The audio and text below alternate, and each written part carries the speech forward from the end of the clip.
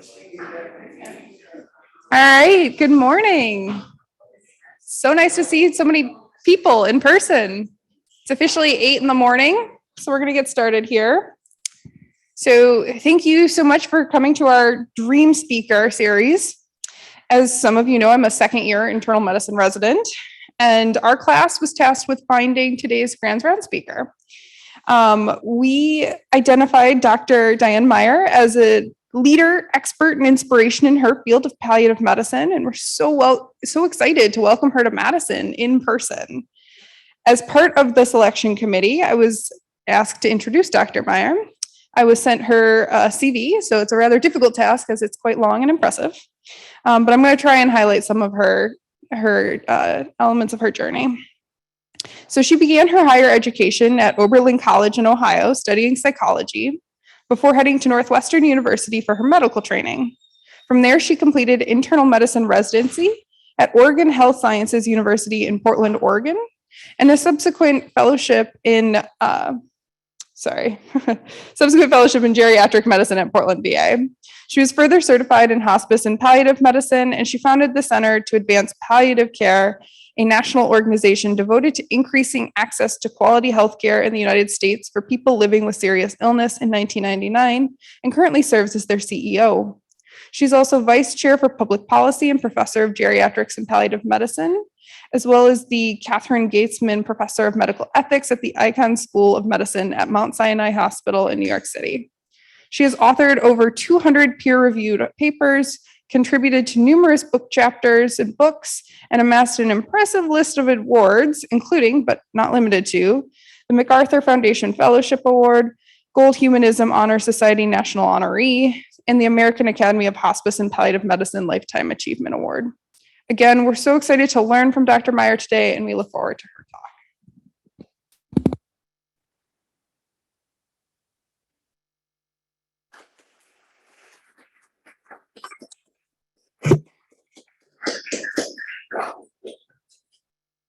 Good morning, everybody.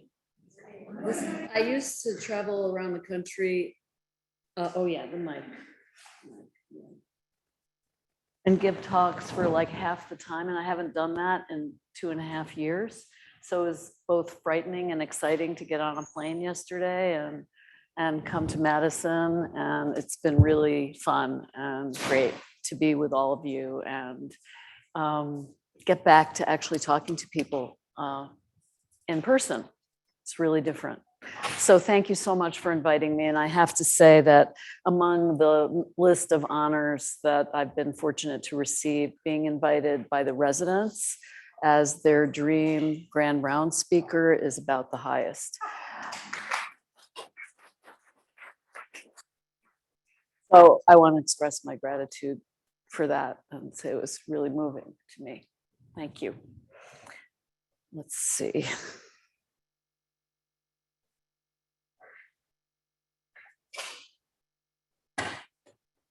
Okay.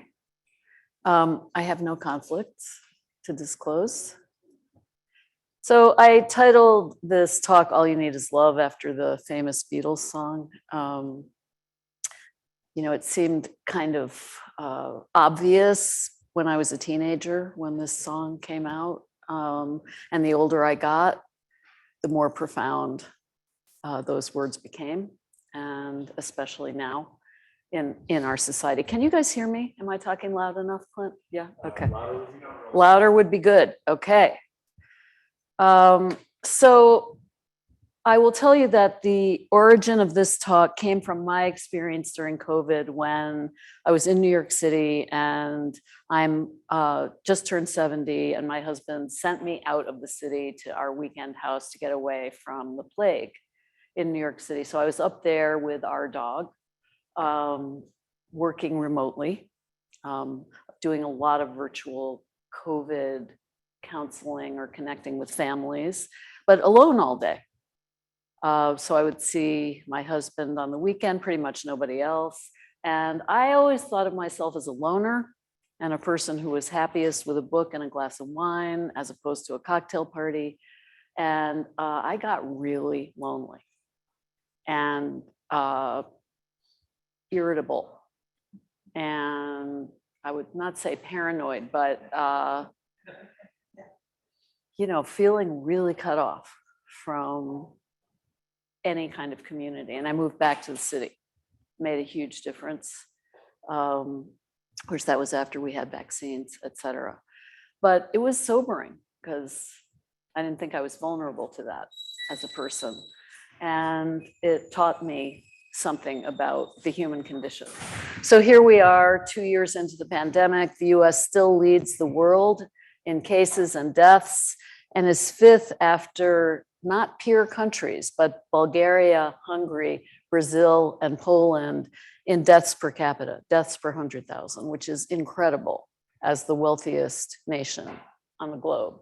There have been more deaths in America from COVID than during the Spanish flu 100 years ago. This has been and continues to be the most deadly pandemic in our history.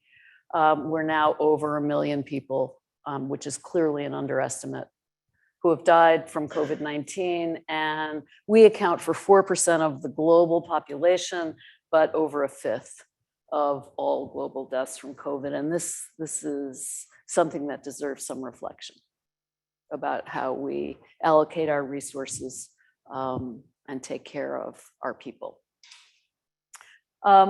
You are probably aware of the disproportionate impact of the pandemic on people of color, particularly Black and Hispanic people. And you can see here on the right, the share of population, and on the left, the share of deaths.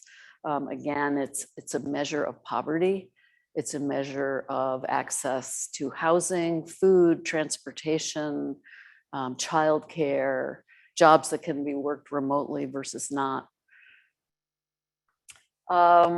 In the US, this is amazing because life expectancy has done nothing but go up since 1930. The biggest gain in life expectancy since the Middle Ages occurred at the beginning of the 20th century, before the era of antibiotics, when the germ theory of disease was discovered, when people recognized that clean drinking water and separating drinking water from sewage was actually the most important way to preserve life. So there was a 30-year gain in life expectancy pre-antibiotics. The gain in life expectancy since the World War II and the era of antibiotics is a fraction of that. So all of our bells and whistles, our ICUs, our chemotherapy, our procedural expertise, tiny gains. The biggest gains have always had to do with public health interventions. Control of hypertension, control of diabetes, clean drinking water, which is still not guaranteed in this country. So what we've seen during this pandemic is a measurable decline in life expectancy, which has not happened at all before this pandemic. And for Black, it's been 1 year on average, and for Black people, it's almost 3 years, erasing all the gains of the last 3 decades. So what's been the impact on us, those of us working in the healthcare system? Well, there were already too many uninsured or underinsured in this country, but now there are more, both because of limitations in Medicaid expansion in many red states in the country, and a lot of job losses, employer-sponsored insurance losses. Big financial losses for our organizations, due both to reduced volumes and worsening payer mix because of less employee-sponsored insurance, worsening racial and ethnic disparities, complete public health infrastructure failure. If you ever wondered why it was important, why, we just haven't invested in it in about 40 years. Not to mention what we are all living right now: burnout, exhaustion, resignations, illness among staff. So I thought this was an interesting headline in the Washington Post: why Americans are numb to the staggering coronavirus death toll, with a subtitle, "Death is everywhere yet nowhere," in America during the worst stretch of the pandemic. It's an inconceivable number.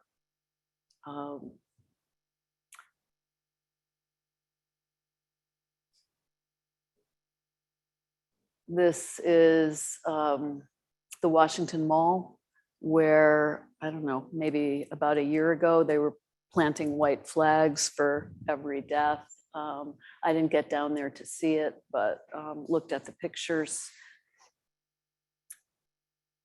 My heart is broken. See father and children on the right there. It reminds me of nothing so much as the beaches of Normandy.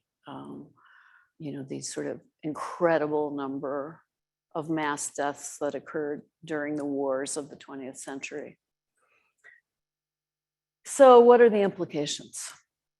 So we know that grief and bereavement actually is a chronic process and a long-term process, and often does not begin until months to years after the loss. So we know there have been at least 1 million deaths in the US, and we also know that for every death in the US, there are at least 9 people grieving because of that loss. So we're talking in the 10 million, not to mention all healthcare workers who have witnessed incredible trauma over and over and over and over in the last 2 years. And what that brings is the implications of grief, bereavement, loneliness, and social isolation as determinants of health that need to be addressed. I love this New York Times article, which showed everyone upside down in the office and titled "Everyone is Not Okay." So we're going about our business, we're cheerful, we're kind to one another, we try to do our jobs as best we can. And underneath that is a whole lot of unaddressed, unacknowledged pain. So we've been talking about this for a long time, pre-pandemic, this issue of loneliness and social isolation. This is a report from the National Academy of Medicine, used to be the Institute of Medicine, now called the National Academy of Medicine. And this is the introductory paragraph. Human beings are social by nature and high quality. Can you guys still hear me? High quality social relationships are vital for health and well-being. Like many other social determinants of health, however, social isolation, which is a quantitative measure, like how many humans did you see or have contact with in a given period? And loneliness, which is a subjective qualitative feeling, not measurable by the number of contacts. You can have lots and lots of contacts and be lonely. And you can have very few contacts and not be lonely. Social isolation and loneliness are associated with poor physical and mental health, including mortality, depression, and cognitive decline. Recent research demonstrates a very high prevalence of social isolation and loneliness among older adults. This is again pre-pandemic, so multiply these numbers. Data from the NHAT study found that 1/4 of community-dwelling older adults are considered socially isolated, and a 2018 survey found that 35% of adults age 45 or older are lonely. You have to wonder how much that is a root cause of what's tearing our country apart right now. A 2018 study found that 22% of adults in the US say they often or always feel lonely, lack companionship, feel left out, or feel isolated from others.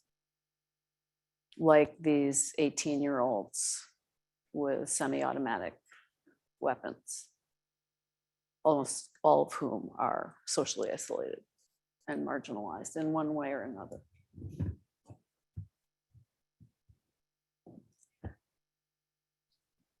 So as I said, social isolation is a count. It's a measure, it's quantitative.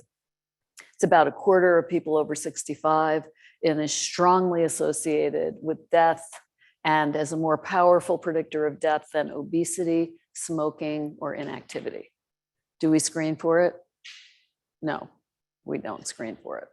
And a 50% increase in risk of dementia. Now, what's not clear here is if the cognitive impairment is what leads to the social isolation early on, or whether the social isolation fuels the cognitive impairment. It's an association.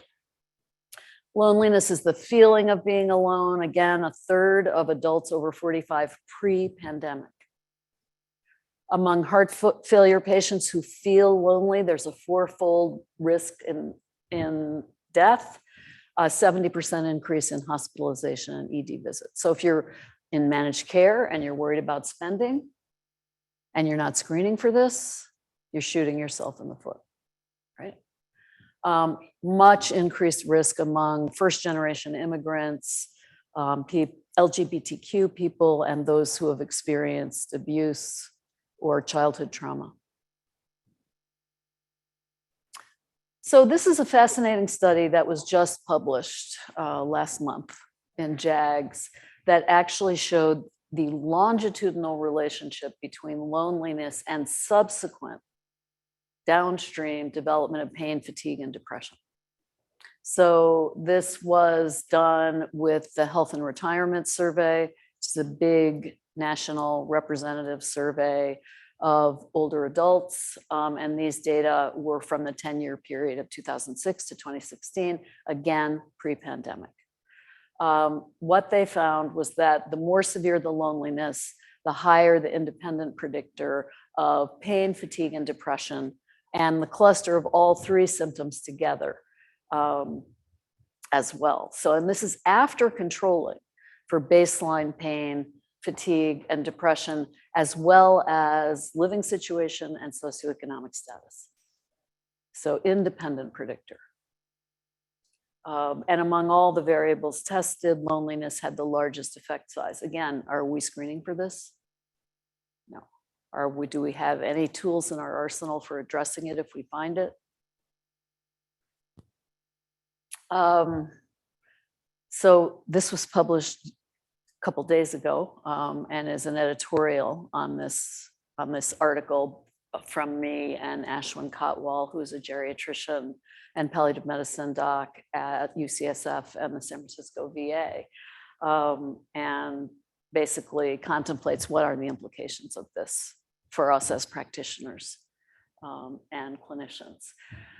And the epidemiology here of social isolation versus loneliness, predictors of both are being poor, having difficulty hearing, difficulty with food prep.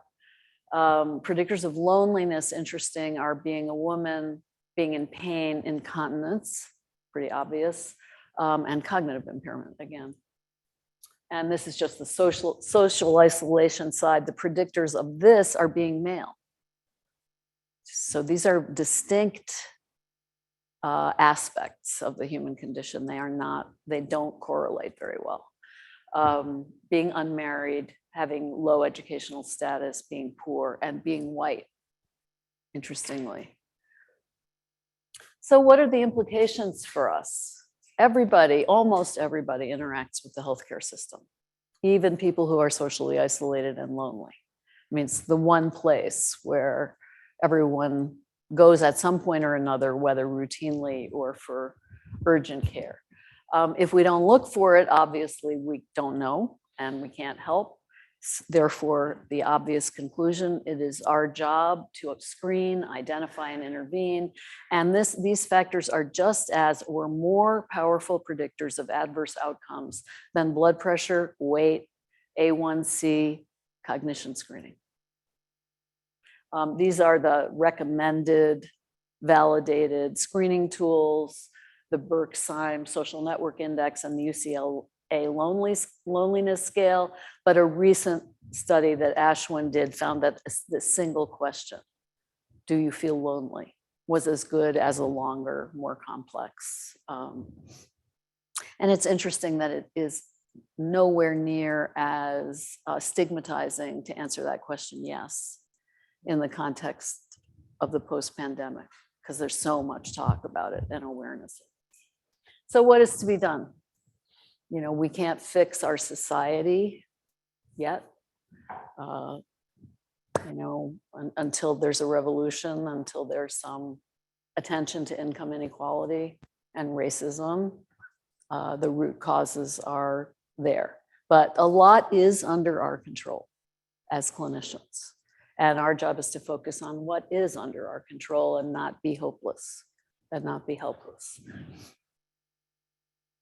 So this is a study looking at whether Zoom or telephones or FaceTime can replace in-person contact.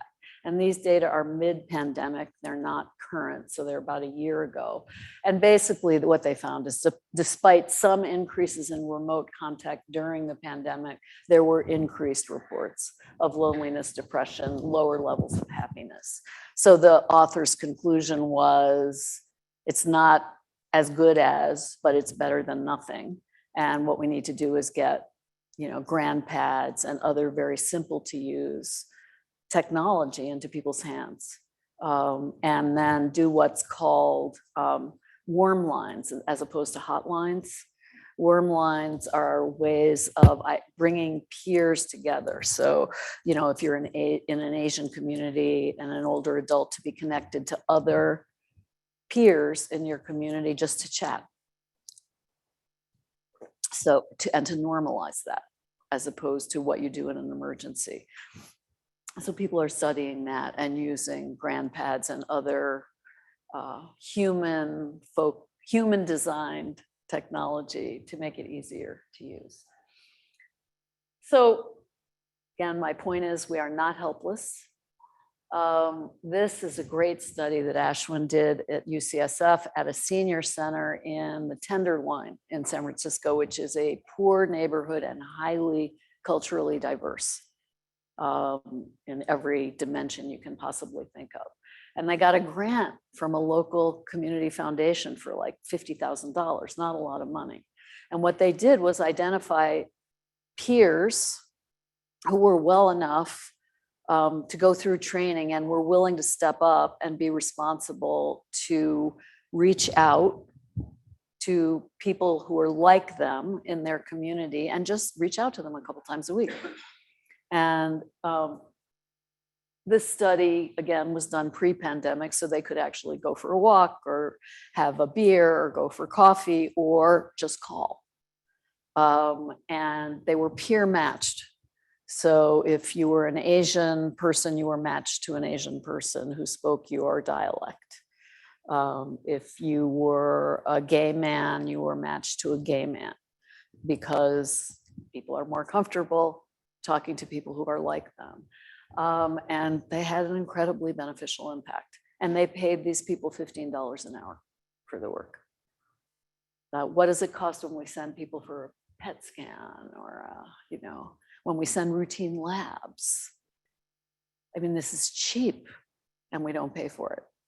And huge beneficial impact. So what he's trying to do now is expand this study and get it to replicate and get it to scale, because it's such an obvious, simple, powerful solution and very, very inexpensive relative to stuff we do without even thinking about it. So this article talks about the added burden of social distancing and fear, really, of being among other people that has evolved during the pandemic. And what Ashwin and his colleague Tom Cudjoe recommend is routine assessment of loneliness and social isolation. And these are the 3 points they make. Ask individuals if they feel isolated, lack companionship, or feel left out.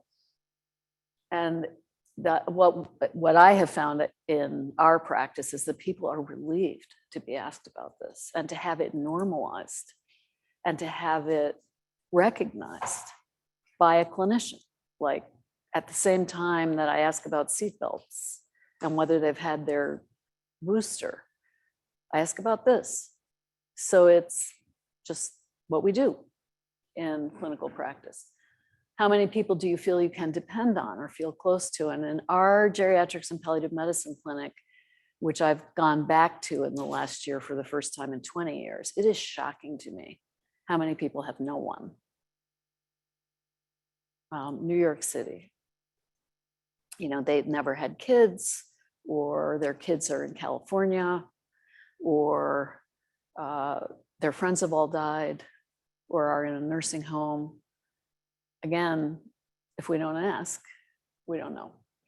And then also asking about, do they have a cell phone? Do they use FaceTime? Do they have any technologies that will help them? And do they know how to use it? So there are a lot of community-based organizations that are trying to address this, that are over there, and we're over here. And it is our responsibility to connect our patients to these organizations, just as it's our responsibility to manage the diabetes or the hypertension or to screen for cancer, or to send someone to a cardiologist if we can't manage their heart failure. It is our responsibility to connect our patients to resources that will ameliorate loneliness and social isolation. And these vary community to community, and it's something you can do research about in your own community, but just looking up these organizations, AARP, Area Agencies on Aging, Elder Care Locators, National Council on Aging, and the NIA, and these are just the screenshots of the websites. And all of them are focused on loneliness and social isolation. And all of them can help you connect to resources for your patients. So it's not like there are no resources, it's that we are not acting like they matter to us or that they matter to our patients. And this is the fault of our medical education, our undergraduate and graduate medical education, because this is just not part of it, and we can do better. This is the table from Ashwin and my editorial of yesterday, and I don't expect you to read it, just to say that it's a clinical framework for addressing loneliness. And so the link is here. Number one, identify it, ask about it, routinize the screening. Number two, discuss it, talk about it, explore it with the patient, and see if remediable causes can be identified.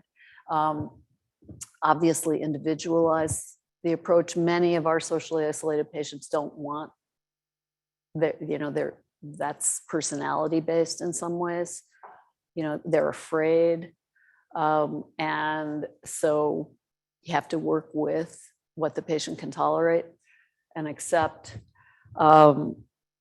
and address related medical needs. So for example, if it's immobility, fear of falling, difficulty hearing, vision loss that's keeping people locked in their apartment, address those things. It makes a big difference.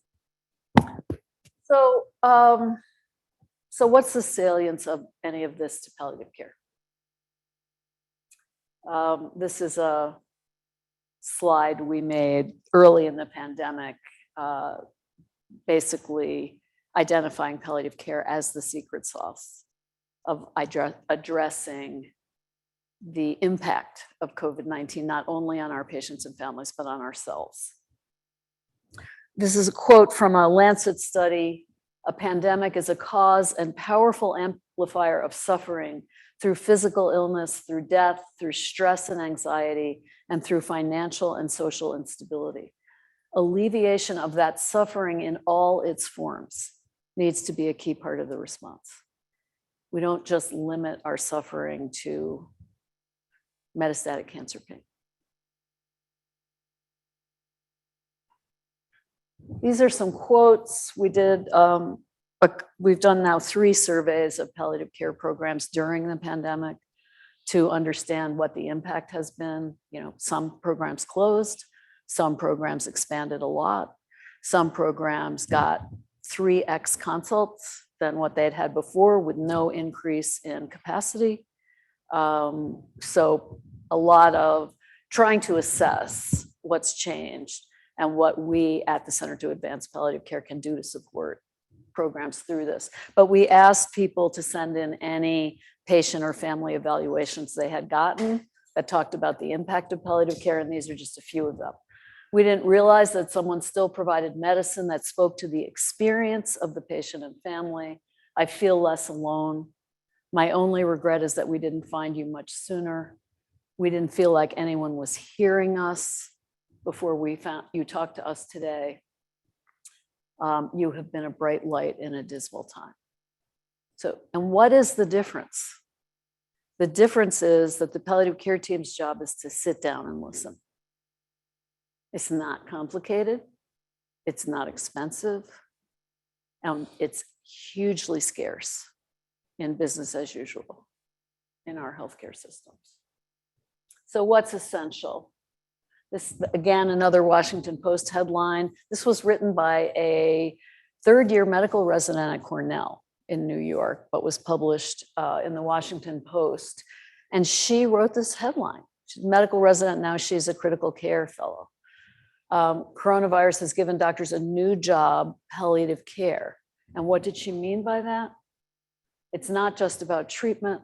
We also need to make sure that our patients feel seen as people.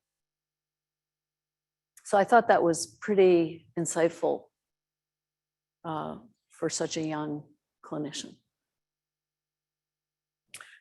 This is a quote from an article by my former colleague, Stu Farber, who is in my generation of palliative care early adopters at the University of Washington in Seattle. And when he was, I don't know, maybe 55 or 60, he was diagnosed with acute leukemia. And a couple of months later, his wife was diagnosed with the same thing. Completely surreal. So what I wrote here is my palliative medicine colleague, Stu Farber, died of leukemia in 2015. They both used the time before his death to reflect on and write about what they were learning as patients who were also health professionals.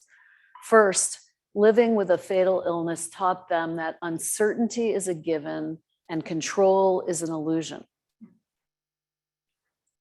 Let me just say that I think what motivates many of us in medicine is the need for control, the desire to get control over the uncontrollable. And it's very important to recognize that that's an illusion. And it's not our fault if patients don't do well. Second, they saw clearly how their doctors were deeply invested in this illusion of control. Yet every clinician Anna Lou and I saw is more afraid of death than we are. They focus on solving the problems of our illness with little awareness of how we want to live our lives while we're here. It is a paradox. The clinician is focusing on treating the illness that threatens life, but the life of the person who is ill is invisible. Third, even when he expresses his grief and sadness to them, I have been amazed at the distance my providers keep from my grief, and that when it is touched, how quickly they feel bound to fixing it. Most of my clinicians are so busy protecting themselves that being with me is not possible. As I sit with my medical caregivers, I see fear of failure at the center of their consciousness, with death being the ultimate defeat. Think about that. It's one for every customer. It's not a defeat.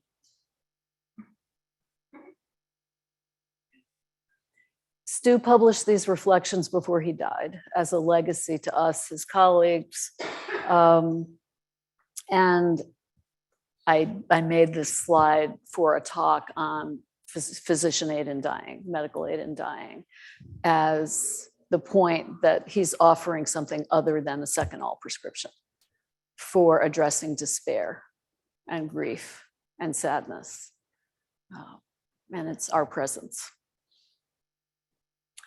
So Simone Weil, who was this genius pre-World War II writer, in Gravity and Grace wrote, "Attention is the rarest and purest form of generosity." It is the most rare resource in our hospitals because we are racing from one patient to the next, grand rounds to bedside to resident report to getting out in time because of work hour restrictions. The system is perfectly designed to make it impossible to provide attention to patients, despite the fact that it is the most powerful form of healing that we can provide. So this was a very recent survey of what is most important to patients. A medical provider who explains my condition and treatment clearly, a medical provider who listens, understands my needs, and provides emotional support. Now, why are we here? It is to serve our patients, right? I mean, theoretically, it's to serve our patients. In fact, it's about the medical industrial complex, if you look at what we do all day. But if we're reminded that we're here to serve our patients, time, attention, listening is indispensable, it's essential. So what do people want from medical care and what do they want from life? Their number one priority for medical care is a strong clinician-patient relationship. They don't care about our checkboxes on our clipboards. A clinician who listens is caring and compassionate. Multiple studies have shown that patients with serious illness priorities in life are remaining independent.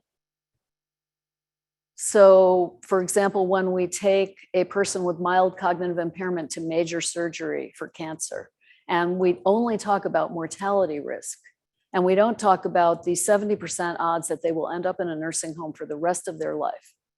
After this procedure, we are ignoring what is most important to patients. And I promise you that our colleagues do not talk about that as an outcome when they're doing informed consent.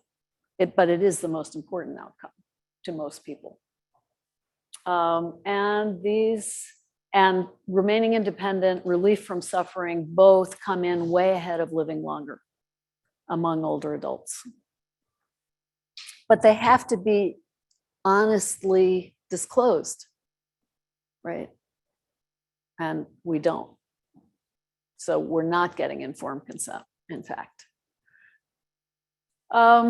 This is one of my favorite books. I'm coming to the end here. This is a book by a kind of polymath, art critic, filmmaker, novelist named John Berger. And one of the books he wrote is called A Fortunate Man. And when writing this book, he spent a year following an English country doctor on his rounds with a photographer who took pictures. And it's very profound, close observation of what the relationship is between clinician and patient in an environment that is far less insane than the one that we work in. And this is a quote, that's a photo of the doctor with one of the patients, but there are many quotes like this in this book. The sting of illness and death is, in illness, many connections are severed. Illness separates and leads to a distorted, fragmented sense of self. The clinician, through relationship with the patient and by means of the special intimacy allowed, compensates for these broken connections and reaffirms the social meaning and value of the patient's sense of self. What a gift. Because many patients have described to me feeling like they're behind a plate glass window when they get diagnosed with cancer or something else. They're no longer in the land of the oblivious living. They're behind a curtain. That's how they feel. They feel like they're pressing their nose against the plate glass and can't get over to the other side with everyone going about their business. It's a very isolating, lonely challenge to identity and self-concept. This is a quote from a medical ethicist named David Barnard, writing in 1995 and saying basically the same thing. The sting of illness and death is the specter of broken relationships and the loss of the world. Over and against this threat stand the efforts of caregivers and companions to embrace the sufferer and continuously reaffirm his or her capacity for relationship.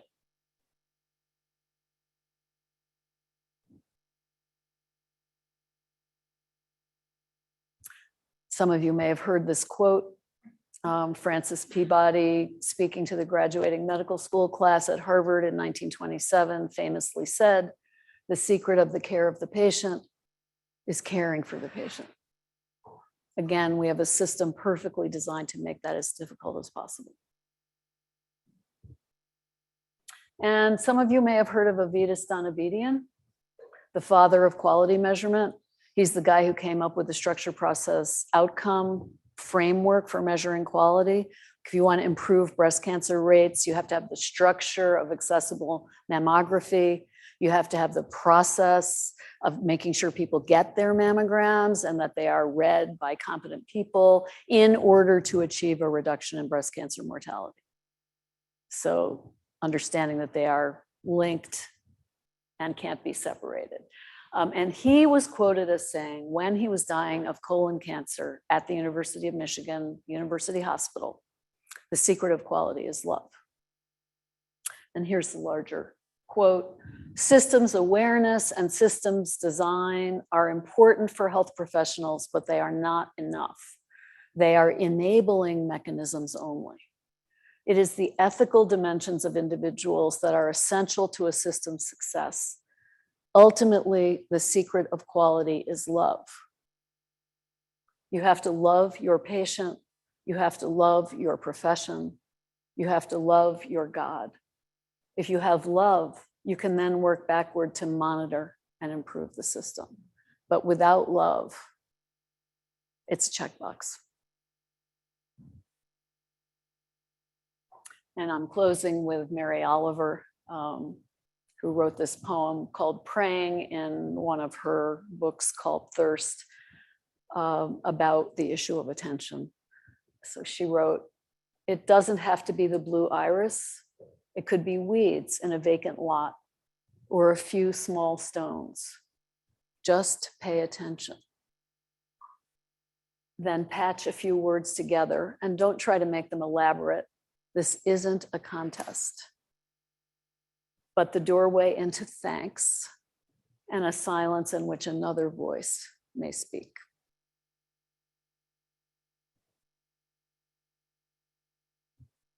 I think that's it. Yes, thank you.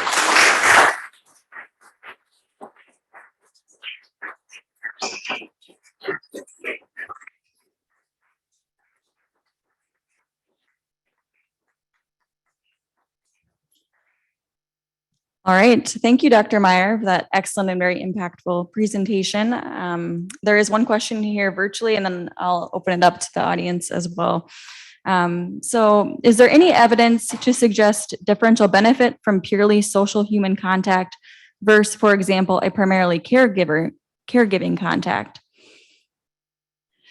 The question is there evidence of a differential impact between sort of normal socialization, I think, versus medical center?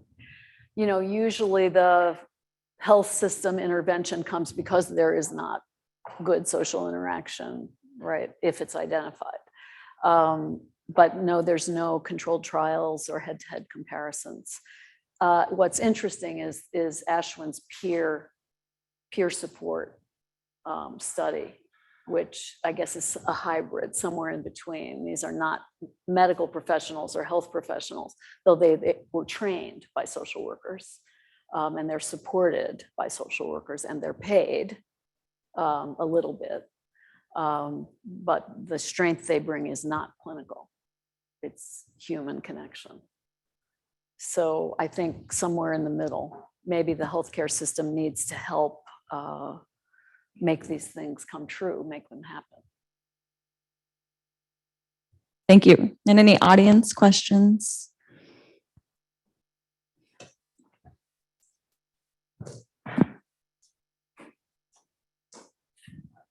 May I first say thank you to the residents for choosing you as a dream speaker. Thank you, guys.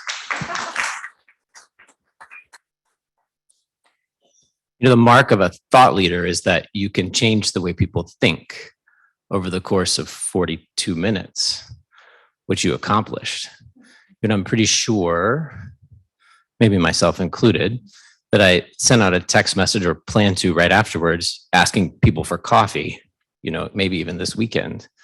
And I want to thank you for stimulating that kind of social connection that may help some of us in this room, maybe even as soon as next week. So thank you first. And second, I guess in this clinical space, can you think of one small way in which we might revolt in our own way to push back against the machinery of more and more and more? I don't need you to fix it, but can you imagine one small way in which we might do that? So I think there are a lot of simple things we can do. We can allocate the time of members of our team to identify the community resources that are out there for people who are isolated and or lonely, and say, we're going to say right now, you're not going to see these 3 patients. You're going to figure out what the reliable and capacity resources are in medicine for people who are lonely, who are isolated. So that's one thing, is prioritizing it. The second thing is adding it into Epic as a routine screen. Like, we routinely screen for so many things. And if we don't do it, we can't bill, or we get dinged on quality. We have to add the "do you sometimes feel lonely" question, and perhaps a question on, are there people you can rely on if you need help? And then you don't want to ask the question if there isn't something you can do. Then there needs to be, if the answer is yes, building some kind of algorithm that supports clinicians, because there's nothing worse for us than finding a problem and then finding that we are helpless to address it, like poverty, like homelessness, like food insecurity. So it's building that. But again, it's not hard to do it. It's just prioritizing it. And what I teach the fellows is you do not have to do everything in each visit. I mean, in the outpatient setting, unlike the inpatient setting, you can spread out a whole lot of tasks over many months or years. So then you need to prioritize them, right? So the first priority is building a trusting relationship with the patient. That is more important than checking off the list of things in Epic, and that may be your first 3 visits. And it's fine, because if you don't do that, nothing else matters. You will not be able to deliver high quality care. And then looking at, for example, social determinants of health. Is there a housing problem? Is there a food security problem? Is this person living in a 3-story walk-up? We had a 97-year-old on Tuesday living in a 3-story walk-up who hasn't been to clinic in a year. Oh, right? And the fellow said, I haven't seen her in a year. We don't have any labs. We don't have any vital signs. Well, why? Well, she lives in a 3-story walk-up. So what are we going to do? Continuing with the current situation is laughable, but that's what we were doing. Because these factors are much more potent influencers of health, well-being, and outcomes than all that other stuff we do. So spread it out and try to prioritize what matters most to your patient's health and well-being, as opposed to what gives you that dopamine hit for checking off that you sent them for a mammogram. Because it's just not that important, relatively speaking. You can do that, and it's important. But don't let the time spent doing that take away from the things that are really important. So I would say, and again, if we don't have time to ask people if they're lonely or they don't have people they can rely on, then what are we doing here? I would ask. Who was the senator who said to his colleagues, what are we doing here? Why are we in the Senate? We can't do anything about this. I would say the same to us. It's up to us.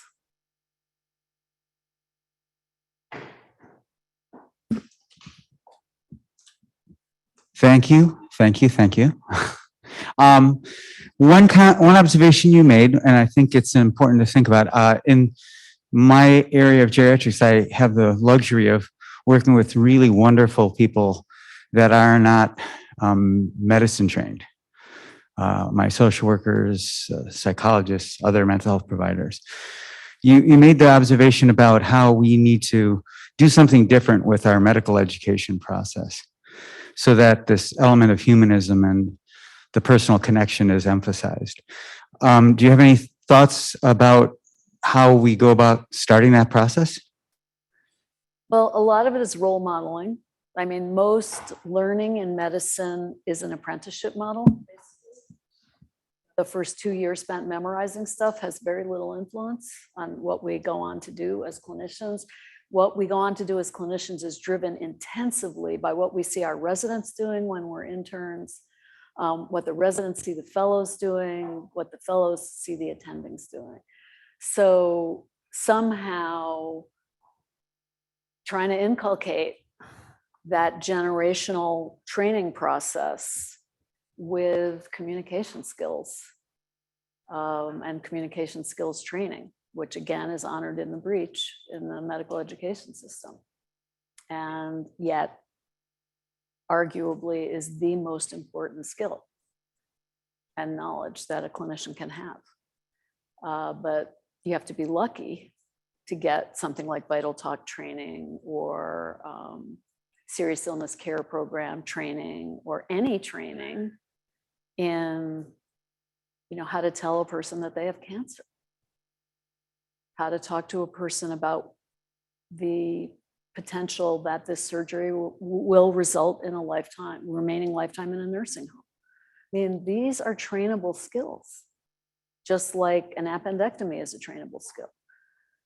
As my colleague Susan Block says, you would not send a medical student or an intern in to do an appendectomy without training and supervision and mentorship and practice ever. And yet you send that same medical student in to get the DNR.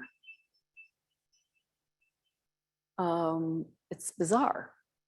And that DNR conversation is arguably far more challenging and nuanced than the standard appendectomy. And why do we send the medical student in? Because we don't know how to do it. And what we don't know how to do, we trivialize and marginalize in terms of importance. So it's our own anxiety that leads to the diminishment of the importance of these communications. Instead, it's something to check off on the list, get the DNR. I don't know, it starts with us. It starts with the faculty, frankly, and the deans and the program directors, because they're the ones that have the power.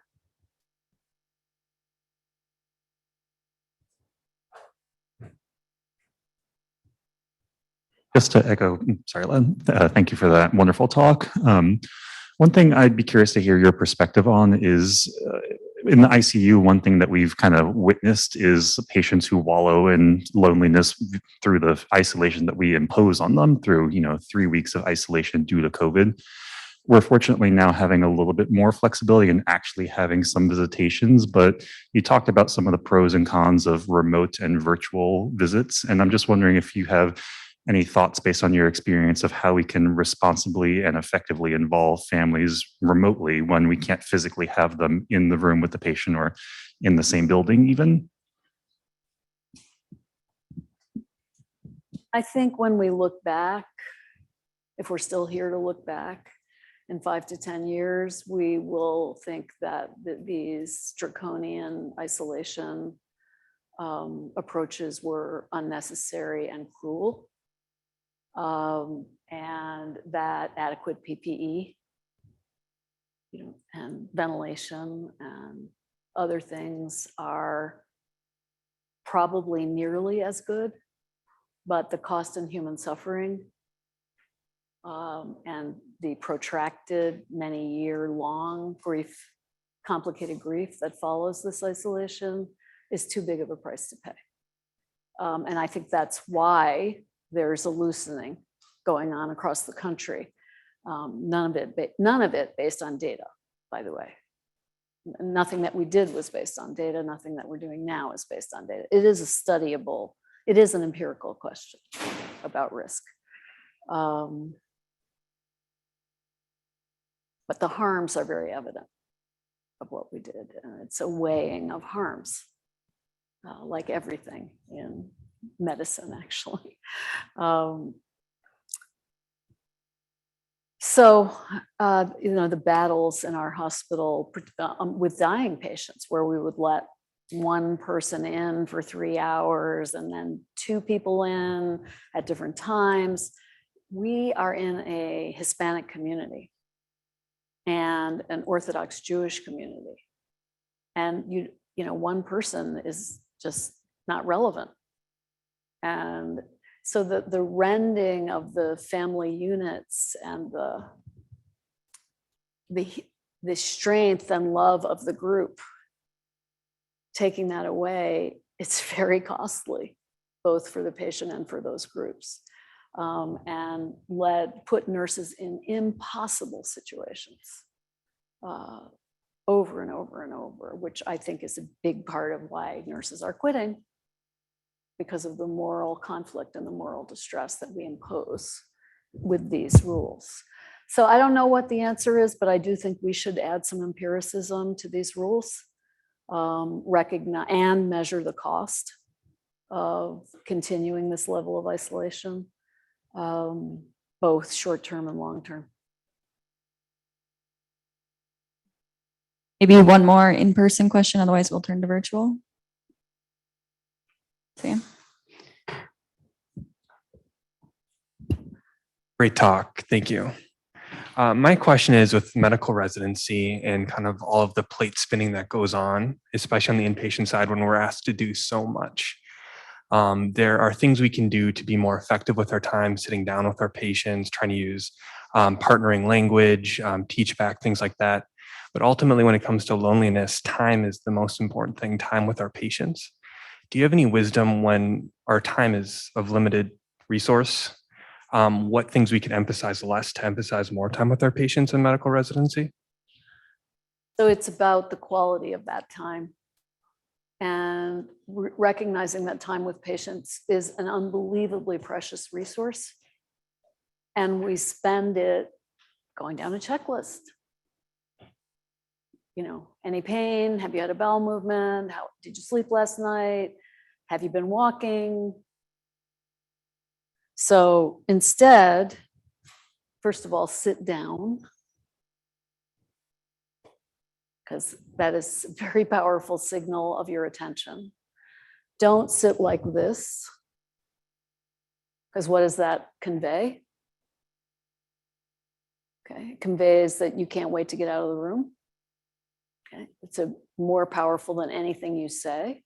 And frankly, body language and tone of voice and kind of foot tapping is a signal that you're not actually there and you want to be somewhere else. So really think about what your facial expression and your body language. Sit like this. If you spend 3 minutes like this, it's not time consuming. Asking the patient, how are things going and what's on their mind? And is there something you can do that would help right now? That will last that patient all day. It's how we use our time together. Obviously, you can't spend an hour with every patient doing that, but the time you do have can be spent in a healing manner instead of a transactional manner. That's gonna require changing how we grill people on rounds, right? What do you mean you didn't find out if the person had a bowel movement? What do you mean you didn't ask about walking or pain? We have to start again at the attending fellow senior resident level, prioritizing how is this human being handling this? And what do they need? That's, again, it's up to us. And it means deviating from how we were trained, which takes some self-discipline and thought. But it doesn't take that long. It's eye contact. It's listening more than talking. It's body language. And if you find that someone needs to talk a lot, you may have to say, there's a lot more here for us to talk about. I can't stay right now, but I'll come back later. And then you really do come back later. Or I will ask a member of my team to come in and learn more about this issue. And then that person comes in and learns more about that issue so that you are trustworthy. So there are ways to control it without abandoning the patient. They can tell if you care or if you don't. It's not subtle. Okay, we have one more question. I know we're pushing up on time here, but from our virtual audience, Dr. Lynch-Knapp asked, any suggestions for minimizing social isolation in our healthcare professionals, especially among our residents and trainees? Well, last night we went out to dinner. That was great. It was like such a treat. So I don't know, it really depends on, what constraints each individual program is imposing on its residents. But, going out for a beer, going out for a coffee, spending time, finding out what people are going to do this weekend. I mean, it's really not complicated. It's prioritizing it. And at least in New York, people are doing that. Not because there's nothing to be afraid of, but because we're living with the fear, I guess, and tolerating the fear. There's no risk-free life. And there's obviously a balancing. So we don't normally in New York, we eat outside. We don't eat inside restaurants. And, if I don't go to Madison Square, my daughter went to a Fish concert at Madison Square Garden and both she and her boyfriend got COVID, duh. And, she knew that the odds were high and indeed said, I have only myself to blame after this, which is true. But I do go to museums early where everyone is masked because they're all my age. So it's a kind of titration of risk and not attempting to be zero risk process. But again, it's prioritizing the importance of social contact for mental well-being and ability to care for patients and ourselves. Like everything in life, it's a weighing. Yes, so thank you so much. Unfortunately, we're out of time, but there is opportunity for more questions later. So there's a breakfast and meet and greet at 9:15 in MFCB, as well as a luncheon at over in MFCB as well. Thank you, everybody.